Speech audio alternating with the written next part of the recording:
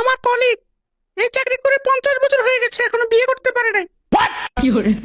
20 বছর আগে একটা ব্রয়লার মুরগি এনেছিলাম, अच्छा সেই গন্ধ এখনো আমার নাকে লেগে আছে। আমার স্কুলের মাস্টারি করে 20 বছর ধরে একটা দেশি মুরগি কিনে খাইতে পারি না। আচ্ছা, আপনিও কি পাঙ্গাস রাসেলের মতো ব্রয়লার মুরগি কিনে দেশি মুরগি বলে চালাই দেন নাকি?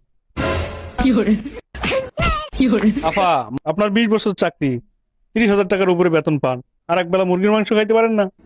মিথ্যা কথা বলারও তো একটা লিমিট থাকে নাকি? আপনারা শিক্ষক মানুষ, মানুষ আপনাদের সম্মান করে, আপনারা আপনাদের যৌক্তিক দাবি তুলে ধরেন। তা নাকি আঙ্গাস ফাঙ্গাস মুরগি খাইতে পারি না, ইলিশ খাইতে পারি না, এসব নাটক কি আপনাদের সাথে যায়? আপনারা 10ম গ্রেড চাচ্ছেন কোন যুক্তিতে? এখন নতুন নিয়ম করছে অনার্স পাস করে আপনাদের ঢুকতে হবে, কিন্তু 90% লোক আপনাদের এইচএসসি পাস করে ঢোকা। এখন সবাইকে কি 10ম গ্রেড দেওয়া সম্ভব? আর যদি এতই 10ম গ্রেড লাগে তাহলে 10ম গ্রেডে পরীক্ষা দেন, অনেক অপশন তো খোলা আছে। আপনার 13 গ্রেডের স্ট্যান্ডার্ডে পরীক্ষা দিয়ে 10ম গ্রেড চাচ্ছেন, এটা কোন ধরনের যুক্তি? মন চাইলেও আন্দোলনে নেমে গেলাম, এটা তো হয় না। আপনারা শিক্ষক মানুষ, আপনাদের কাছ থেকে মানুষ শিখবে। আপনারা যদি এরকম করেন তাহলে বাকিরা কি করবে? আর আপনার কলিগের কথা কি বললেন, 50 বছরেও বিয়ে করতে পারে নাই? আমার তো মনে হয় ওনার আসল সমস্যা চাকরিতে না, ওনার আসল সমস্যা অন্য জায়গায়।